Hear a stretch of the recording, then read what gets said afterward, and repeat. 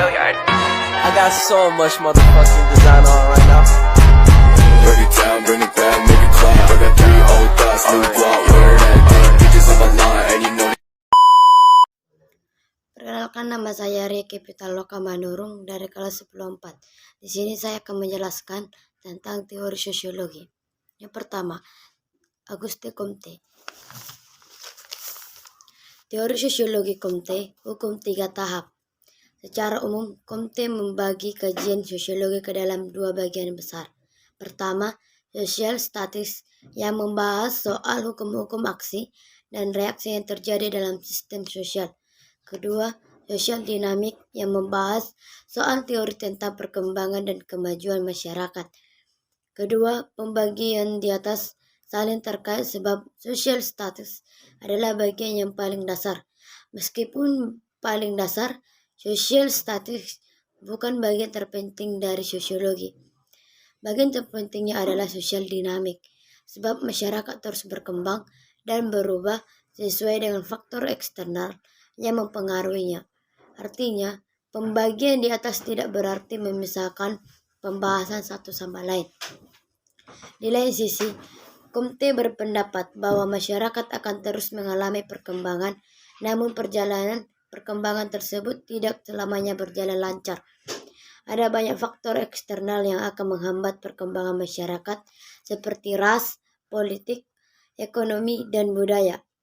Hal itu mengakibatkan perkembangan sosial harus dicari karakteristiknya.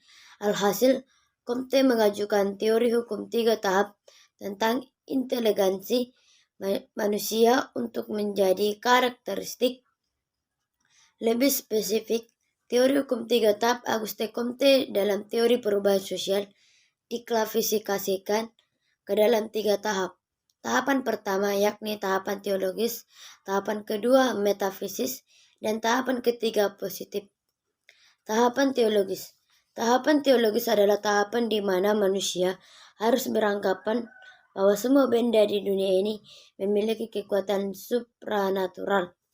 Pemikiran inilah yang digunakan masyarakat sebelum tahun 1300 Masehi untuk menjelaskan segala fenomena yang terjadi sehingga terkesan tidak rasional. Dalam tahap teologis, terdapat 3 kepercayaan yang dianut masyarakat, yakni pertama fetisisme, kedua dinamisme, dan ketiga animisme. Fetisisme adalah kepercayaan akan adanya kekuatan sakti dalam benda tertentu. Dinamisme adalah kepercayaan yang menganggap alam semesta ini mempunyai jiwa. Yang kedua adalah tentang teori Karl Marx. Teori-teori Marx tentang masyarakat, ekonomi, dan politik yang secara kolektif dimengerti sebagai Marxisme menyatakan bahwa umat manusia berkembang melalui perjuangan kelas. Dalam kapitalisme, manifest itu sendiri berada dalam konflik antar kelas pemerintahan atau dikenal sebagai bourgeoisie yang mengendalikan alat produksi dan kelas buruh atau dikenal sebagai proletariat yang dapat diperalat dengan menjual tenaga buruh mereka sebagai balasan untuk upah. Memajukan kesepakatan kritikal yang dikenal sebagai materialisme sejarah.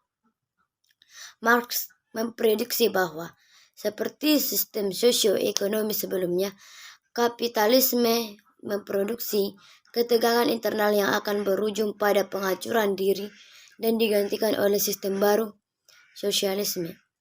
Bagi Marx, antagonisme kelas di bawah kapitalisme yang merupakan bagian dari ketidakstabilan dan alam kecenderungan krisis, kemudian akan membuat kelas buruh mengembangkan masyarakat tanpa kelas yang berujung pada penaklukan mereka terhadap kekuasaan politik dan kemudian menghimpun ketiadaan kelas. Masyarakat komunis yang diatur oleh asosiasi produsen bebas. Marx aktif mendorong penerapannya, berpendapat bahwa kelas tenaga kerja harus mengadakan tindakan revolusioner untuk menggulingkan kapitalisme dan mengirim emansipasi sosioekonomi. Marx dianggap sebagai salah satu tokoh paling berpengaruh dalam sejarah manusia. dan karyanya dipuji sekaligus dikritik. Karyanya dalam ekonomi menjadi dasar bagi sebagian besar pemahaman tenaga kerja pada saat ini dan hubungannya dengan modal, dan kemudian pemikiran ekonomi. Beberapa intelektual, serikat buruh, seniman, dan partai politik di seluruh dunia dipengaruhi oleh karya Marx, dengan beberapa pihak memodifikasi atau mengadaptasi gagasan-gagasannya. Yang ketiga adalah tentang teori Emil Durkheim. Teori fakta sosial Emil Durkheim. Teori fakta sosial merupakan salah satu kontribusi paling signifikan Emil Durkheim. Bagi Durkheim, fakta sosial terdiri dari hal-hal di luar individu seperti status, peran, institusi, hukum, norma, kepercayaan, dan nilai-nilai yang ada di luar individu yang dapat membatasi individu. Konsep teori fakta sosial memang dirancang dengan tujuan membahas mengenai lingkungan sosial yang membatasi perilaku individu. Dengan teori fakta sosial, Durkheim mencoba melepaskan sosiologi dari rumpun keilmuan, filsafat, dan psikologi. Bagi Durkheim, teori fakta sosial merupakan cara pandang seseorang dalam melakukan tindak sosial melalui proses berpikir yang didasarkan pada sikap koersif dalam kehidupan masyarakat.